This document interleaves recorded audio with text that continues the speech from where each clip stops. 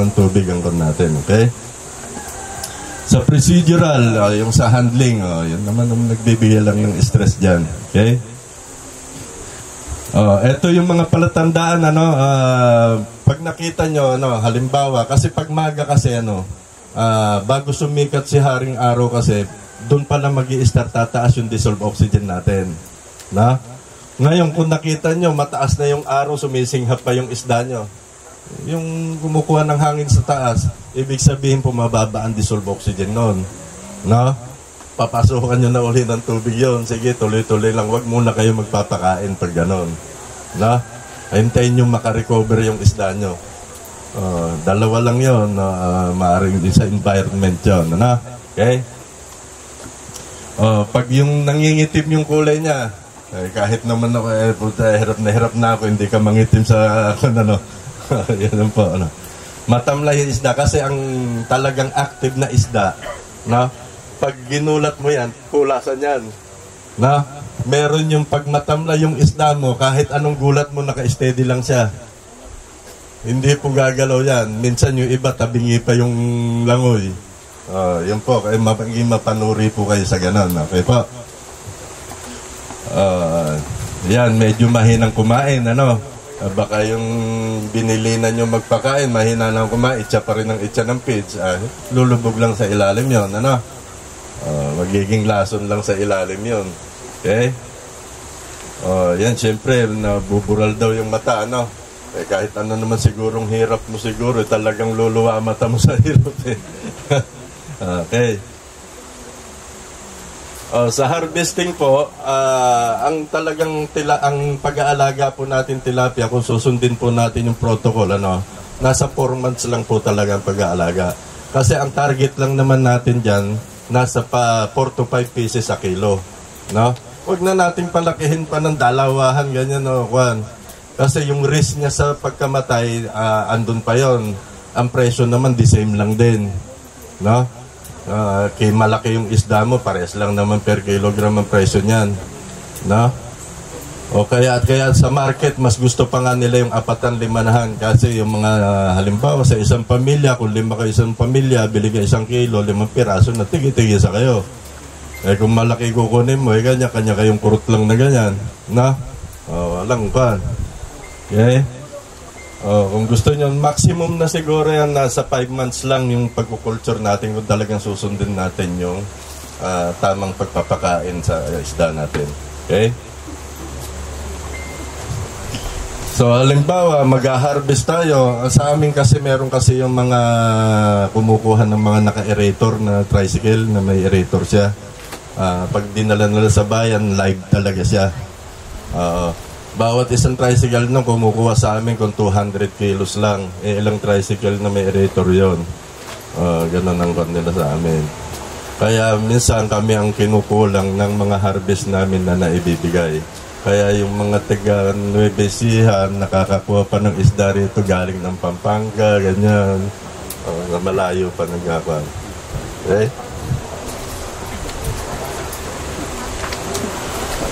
Yan, partial harvest and then draining. Pag hinatakan po natin yan at ala na tayong masyadong nakukuha, doon na po natin i-drain yung ating fish pan, and then kung maganda panahon, pagkrakin natin siya para makasingaw yung mga toxic gases doon, makasingaw yung fish pan natin. Kung hindi naman at umuulan, gusto nating istakan uli, ay gumamit tayo ng pangkuryente. Alam nyo pa yung ginagamit na pangkuryente para yun sa mga hito, mga bulig, ganyan. Gagamit po tayo ng pag-dinrain natin. Kasi ang mga hito po, basta nasa basang partil, kahit tuyo na yung fish pan at basa yung lupa na yan, lulubog lang sa putik yan, at buhay po yan. Pag pinatubigan mo, yan, bangon na naman yan. Ganun po yun. Kaya kung mapapakuryente po natin yun, mahuhuli po natin yung mga yan. Okay? Yan po yung mga kumukuha sa amin. Minsan po mga live po ganyan.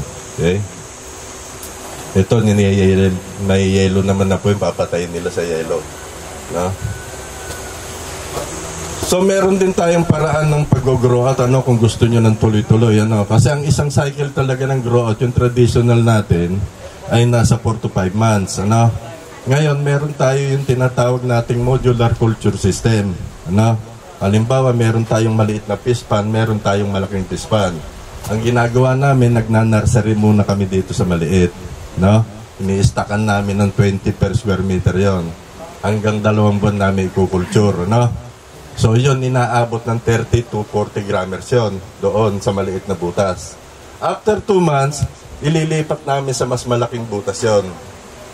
Ngayon, i-prepare na naman namin yung maliit, i-stackan na naman namin na nursery na naman.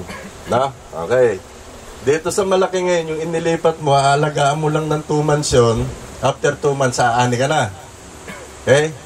Anihin mo na yun. Pag inaani mo yun, lipat na naman yung isa. Karga na naman dito sa maliit. Ano? Yun yung modular na ginagawa namin. Kung meron kayong available na maliit at mas malaking fish pan, every 2 months, umaani kayo. Ano ng panyo.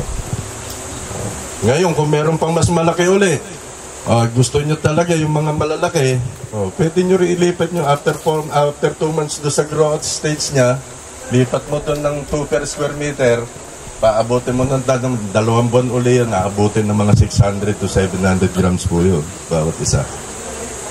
Kasi ganun po yung ginagawa namin, kasi kami po yung nagsusupply sa tilapia ice cream, yung tilapia fillet. Pinipilay po namin, nilalagay sa tilapia ice cream. Nakatingin na po ba kayo na? Hindi pa po. May sample, sir? Hindi, ganito na lang. Kumain na lang kayo muna ng tilapia at saka ice cream na lang, haluan nyo muna. Pag nagawin na lang kayo ng selection, meron po ron. Tanong nyo lang po, tilapia ice cream po. Ituturo ko kayo kung saan po. Daing na tilapia. Napakasustansya po nung masunod. Hindi po talagang, halos hindi nyo malalasahan yung lansa niya, yung kanya. Pero meron po siyang tilapia na flesh. Okay? Ngayon po, meron po tayong simple cost and return po. Ano? Pakita ko po muna sa inyo yung ating assumption po. Ano? Halimbawa, meron tayong 1 hektarya, no? 4 months culture period. 5 per square meter ang stocking natin. Gumamit tayo ng fertilizer. Halimbawa, ito yung mga presyo niya. No? Actual price ngayon yan eh. Ang price ng commercial feeds natin ngayon nasa 40 pesos per kilogram, no? Price ng fingerlings natin, halimbawa size 22, 40 cents ang isa. Price ng marketable tilapia natin, yung 5 pieces per kilogram ay 100 pesos ang farm gate price sa amin. Okay? Ngayon, ang magta-target lang tayo ng 75% survival. Siyempre, hindi naman pag nag-stock ka na 1,000, 1,000 pa rin naanin mo. Hindi, nababawasan po yan. Okay? Halimbawa, 75%, ano? Ngayon, yung feed conversion ratio po natin, ano po ba yung FCR na tinatawag natin? Ito yung dami ng feeds na ipinakain mo para makapag-produce ka ng 1 kilong tilapia. Ano? Pero ito, conservative estimate na itong 1.5 na to, kalimitan nasa 1.2 lang. Pag napababa mo itong 1.5, mas kikita ka pa. Na? Halimbawa, 1 kilot kalahating feeds yung pinakain mo, makakaproduce ka na 1 kilong tilapia. Ganun po ang ganyan. Na? Ganun po yung FCR. Kung mapababa mo siya, 1.2 o 1 kilogram per kwan lang, 1:1, ganun lang. 1 kilong feeds, isara sa 1 kilong tilapia, mas malaki yung kikitain mo. Okay? Magkano ang presyo ng feeds? 40. Ibig sabihin, kung 1.5 yung kan natin dito, ang kwan natin, ang feeds natin ay 40 pesos, uubos ka na ng 60 pesos pa lang sa feeds dun sa 1 kilong tilapia. Diba? Ganun na lang. Ganun ang computation po niyan. Ngayon, yan po yung nagiging cost natin sa fingerlings, cost sa fertilizer. Kung ma-minimize natin yung fertilizer natin, di naman natin na-apply lahat, mababawasan pa po itong cost natin na to. Commercial feeds, ito yung nakabase sa 1.5 po. Ito, no? Kung mapababa pa natin, mas bababa pa po yung presyo natin dito. Okay? Mag-assume na tayo, halimbawa, sa fuel, sa repair. Yung caretaker po kasi, ito, ang isang ko sa Pampanga po kasi, ang isang tao po, kaya po niyang i-manage ang 3 hektaryang fish pond. No? Isang tao po. Kasi ang gagawin lang naman niya, magpatubig, magpakain lang naman. Pag-harvestin po yan, saka sila kukuha ng mga emergency labor. Ganun po yan. Na? Yun lang naman po ang gagawin yan. Magpakain lang. Patubig, ganun lang po ang kanyan. Okay? Electricity, nag-assume tayo ng gastos sa electricity. So, ibig sabihin, kumikita tayo ng 227 per hectare per cycle. Anong po ang kanyan? 4 months na rin po ang cycle. 4 months po yun. 4 months po yun. Capital po, andyan po. Ayun po, yung konyo. Ito po, yung cost na konyo po. Makakompute nyo naman po. Yun po yung konyo. Pero po yung pwede mo po pababa po yan. Okay. Yan po ay sa 75% na survival, ano? Kaya kung titignan nyo, baka pag nag-50% lang yung kwan nyo, halos baka break-even lang kayo, kumita lang kayo ng konti. Pero mas mababa pa sa 50% yung survival nyo, baka malugi na kayo. Considering 1 hectare. Yes po. Ganyan po ang kwentahan po dyan. Ang ginakuha po natin dyan kasi parang mga kwentang palugi na ipapakita natin na kahit pa paano kumikita pa rin. Ano po? Sa 75% lang po yan, kung makarecover ka ng 80 to 85%, mas malaki pa po yung kanyo. Po. Yan po ang mga nagiging problems ng ating tilapia industry. Kalimitan po yung sa mga training, sa mga updates, sa mga technology. Yung iba kasi talagang, alam nyo kasi ang mga farmers, mga kwan din yan mga researcher din yan hindi yung iba halos ayaw nang tumanggap ng mga bagong technology ngayon. Kasi bakit ako kwan kumikita na ako rito gagawin ko pa yung kwan mo, yung mga ganun tipo. Pero kalimitan talaga, wala namang masama kung subukan mo, di ba? Kasi kami, nakakapulot lang din kami sa farmers. May yung mga farmers, may mga ginagawa yan na hindi rin namin alam. Pag natuklasan namin yon, ang gagawin namin ngayon, ikakandak namin, i-research namin yan kung talagang may proof na totoo yung ginagawa nyo. Ganun lang din po yan. Okay? Yan lang na mga problema po natin, ano? Yung degradation ng quality stock. So, may ingat po tayo sa fingerlings na binibili natin. Okay? Yung cost ng inputs natin, yung feeds natin, tuloy-tuloy, yung isda natin, bagal ng pagtaas ng presyo Pero yung feeds, kamahal po ng per kilogram po talaga ng feeds ngayon, ano? Pwede ka ba mag-formulate sa regular feeds? Pwede po, pero papasok po yun para may intensive din po siya, pero wag nyo pong i-expect yung 4 months target nyo. Kasi siguro pag yung nag-formulate po kasi, sinubukan ko rin po kasi yung ganyan, nag-formulate po kami, merong fish meal, ganyan, siyempre kukuha ko po ng protein source, no? Halos nagmamatch na rin po yung presyo ng pinormulate mo sa presyo ng commercial feeds. Kaya yung labor mo pa, yung pagod mo sa pagpiprepare, halos ganun lang din po nangyayari. Tumataas din yung mga presyo ng po. Question. Doon sa sample competition nyo, growths yun meron kayo sample competition pagka hatchery yung... Sa hatchery, ganito sa hatchery, kung nakadepende tayo sa dami ng babaeng gagamitin natin sa hatchery, Pag maliliit yung isda natin, nasa 150 to 200 grams yung babae natin, umiitlog yan ng 300 to 500 kada cycle. Kumpara mo sa yung mas malaki, umaabot yan ng 700 hanggang 1,000 ang inaanak po niyan. Ang tilapia po, every 15 days po yan, pag nag-anak po yan, kondisyon, sabihin mo nang sa isang cycle ng babae, isang buwan, isang cycle. Ganun po ang kanyan. Sabihin mo na, sa 1,000 halimbawa, sa 1,000 babae, sabihin mo, ang anak na lang ay 60% yung spawning rate niya. Di ilan, i-times mo sa 500 na yung initlog niya. Ang napisa na lang kamo ay nasa 80%. Hanggang sa bumaba ng mga 70% hanggang sa ibenta mo, ganon. Mas malaki po ang kita sa hatchery, kaya lang mas matrabaho. Yun po ang nakakunin ko sa inyo.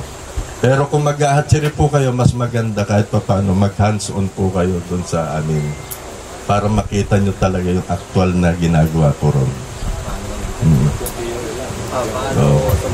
Pwede po kayo training. Yes po, yes po. Nagkakandak kayo ng training doon, sir? Yes po. Basta Andrea po, tanungin na lang po si Andrea mamaya. Mag-message na lang po kayo sa Facebook page ko. Ano po yung Facebook page? Or mamaya na lang po siguro kunin na lang po namin yung details sa mga gusto ng training. Pangalan Hindi, niyo po. ikuan nyo na lang din sa mga ibibigay na kan siguro para alam din nila. Oo. Meron po Kasi po, ganito po kasi kagaya nung in-invite kami nila sir nung nakaraan, nag-talk din kami sa mga tarim. Doon po gumulo yung mundo ko. Ano? Dahil sa dami ng tumatawag, kagagawan nila sir yan. Doon gumulo yung mundo ko kahit nanananghalian ako, nagpapahinga ako sa tanghali, tutulog, may tumatawag sa akin. Napanood ko po kay ganito, palaboy, abi. Ayan, tayo na naman. Sir, yung mga bago naman gagawa ng fund, yung mga license and permit sir na nakukunin. Papayang. Yung mga licenses at permit na kailangan. Ay, kinukonsult lang po sa MECON, sa munisipyo lang po yan. Pero kung backyard lang po na kuhan, pero kung pang commercial yun, hingyan nyo talaga ng permit yun. MECON po yun. Ano po yung pagkakaiba ng fund? Ay, sa lupa po. Halimbawa, ito, nag-stack kayo sa pispan, ano? Basta nakita nyo naman yung dami lang na dapat natin ilagay sa pispan, ano? Kung 5 per square meter, 5 per square meter lang. Sa tangke, parang sa cages yan. Ano? Yung sa mga concrete tank, no? Pag nag-ilaga tayo ng isda sa concrete tank, ibig sabihin, high stacking density yan. No? Parang yung mga fish cage dun sa mga Batangas yan, sa Taal, ganon. Madami ang stacking nila, inaabot pa 100 o may 100 pa per cubic meter. No? Kasi ang paglaki naman ng isda dyan ay nakadepende naman yan sa pakain mo. No? Kasi wala namang mga natural foods na makakain sa labas yan eh. No? Nakapakain yan, intensive ang culture mo dyan.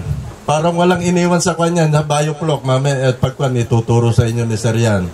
Biofloc, ganun din po yun. High stacking po yun. Mag-i-stack kayo ng marami kayong pwedeng i-stack. Pero ang kailangan nyo po ron, aeration system. Magandang aeration system yun. Yun po ang kuhan. Ang disadvantage lang po ng ganun, pag nag-i-stack kayo, yung pag nawalan ng kuryente, kung di kuryente yung aeration system nyo, kasi napakadami po nung karga nyo, nawalan ng kuhan, binagyo, isang linggo walang kuryente. Yun ang problema doon. Kailangan may mga backup kayo, generator o kung may solar kayo, laking tulong po yan. Yun lang ang medyo kwan po dyan sa ganyan. Sa mga lake po na yun, yung mga fish cage po sa mga lake, marami rin ng stocking nila, inaabot din na may 100 pong stocking nila dyan. Pero kasi ang circulation po ng tubig doon, dire-diretso, tagus-tagusan. Ganun po yun ang mga kaibahan po ng kwan. Pag sa tangke po, concentrate po yung kwan yan. Sa feeds lang po nakadepende paglaki niyan. Siyempre sa dami nun, di ba? Dami rin ng dinudumi nun. Doon papasok yung biofloc na sir. Nasubukan ko rin kasi yan. Magbigay na rin ako ng konting kung sa biofloc, ano. Yun, pahapyaw sa biofloc. Kasi sinubukan ko rin yung sa biofloc na yan. Nag-stack din ako nag-start ako sa 50, ganun eh. 50, 100. Okay naman ang growth niya. Na? Pero kasi yung blower ko, isa lang. Circular kasi siya, no? Umiikot yung tubig kung ganyan. Na? Kailangan din every other day nagre-release kami ng konting tubig para matanggal yung mabahong amoy sa ilalim. Kasi naiipon yan sa gitna eh. Ganun yan. Ilang months naman sir bago na-harvest? 4 months lang din. 4 months. Yung timbang ng ano sir? Na? Ganun din. Ninabot din. Parang regular din sa takon din. Ay, opo, talagang pag ganun po talaga, yun talaga ang bubuhay po pag ganyang mga tanks po talaga. Oxygen po. Aeration system po. Maliban na lang kung yung catfish ang aalagaan mo, yan, medyo matibay po yan. Pag maski mawala ng kuryente yan, makakasinghap po yan. Meron kasing organ ng hito na kaya niyang mabuhay maski walang oxygen. Ganun. Sa consumer po kasi other times na may nabibigay kami isla na particularly na medyo amoy gilik po. Yun po yung epekto ng overproductive po yung pispan nyo. Baka nakakain po siya ng blue-green algae po. Kung nakikita nyo po yung pispan nyo, merong kulay green sa ibabaw, yung parang kwan na siya, nakalutang sa ibabaw. Yun po, pag nakain po niya, lasang gilik po yung sinasabi niya, yung putik, yung mga kwan po siya, no? Na actually po, yun po ay sa bituka lang po nakakwan yun. Kasi pag nilinis po yung isda po na yon, napisa po yung kwan na yon, kakalat na po sa laman yung lasa nun. Ano po yon? Pero kung halimbawa yung pispan nyo, harvestin nyo, tikman nyo po muna yung harvest nyo kung anong lasa. Ngayon kung medyo lasang gilik, hulihin nyo po yung pispan nyo, ilagay nyo po siya sa clear water. Kung meron po kayong tangkin na kwan doon nyo po padumihin nyo lang po yon. Huwag nyo papakainin. Mga 2-3 araw lang po, 2 araw lang, pwede na po i-dispose po yun. Ano na po. Wala na po yun. Hindi naman po tumitimo sa laman yung kwan po na yun, lasa na yun eh. Nasa gut po niya yun. Sir, pag yung 2 to 3 days, hindi siya magaganon sa kaya? Hindi, maski isang kwan lang siguro, basta nakita nyo lang, syempre araw-araw rin kayong titikim. Tikman nyo rin naman. Wala na. Pag wala na, after 1 day pa lang, wala na. Ibenta nyo na. Ganun lang naman yun. Yun yung lasang gilik, nakakain siya ng mga algae na blue-green na tinatawag natin. May tanong pa po? Mamaya na. Ay, meron pa ba? Tapos na kanina yun. Okay na po. Ayan na po. Last na po yun. Pag may problema po kayo at gusto nyong pwede po kayong tumawag sa akin. Ito po yung contact number ko po. Yung nasa una lang. Yung una. Ito kasing isa, alana po yan. Nahuli na po itong 4 eh. Ito na lang una. Hindi ko lang nabago po yung unang number lang po Hindi nyo na matatawagan po yan. Sira na po yan. Nahuli na po yan. Intensive care unit na. Ano po. Pag may halimbawa po, interesado kayo sa mga kwan, ibibigay po ni Ma'am Andrea mamaya yung contact number na pwede nyo tawagan sa... nasa brochure pala, pwede kayong kumontak doon. Kasi po, siyempre, hindi po sapat yung napakinggan lang po nyo. Siyempre, mas maganda kung talaga interesado kayo, ma-trending kayo. Actual talaga. Kung sino yung taong gusto nyong ilagay doon na i-train na pag-asikasuhin, yun, ipa-train po nyo yun. Ganun. Pwede po yan. Yung dissolved oxygen, ano ideal? Ang dissolved oxygen po, at least 4 mg per liter po ang kwan po dyan eh. 4 mg po ang kwan po niyan. Mas mataas po, mas maganda. Pag mababa po kasi, minsan po kasi pag lalo na pag medyo magrami stock natin, pag madaling araw po, bago sumikat yung araw po, nagsisiro-siro pa minsan yan. Pero sandali lang naman. Kaya makikita nyo sa madaling araw, yung isda nyo sumisinghap. Hindi po ba? Kasi kapos pa na oxygen. Pero pag habang tumataas na yung araw na yan, umiinit na siya, tumataas na yung oxygen, okay na po siya. Meron po. Meron naman po. Meron naman po. Pero kung kasi may kamahalan lang din po kasi yon, kaya sabi ko nga po sa inyo, maging mapanuri na lang po kayo. Yung madaling araw po na yan, normal po yun, sumisinghap po yung isda niya yan. Pero pag yung mga mainit na panahon, alas 9 na, alas 10 na sumisinghap pa rin, may problema na yung isda niya. Ganun po yan.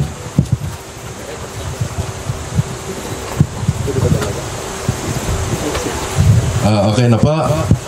Pag may mga tanong pa po mamaya, tanungin lang, ituloy lang muna natin yung kay Ma'am Lara, and then after po, pwede po ulit tayo magtanungan po kung ano pa po yung mga concern nyo, na. Okay? Okay, thank you po. Ayan, maraming salamat po, Sir Eddie Boy. So, habang nagme-merienda po kayo, dumako po tayo sa pangalawang lecture.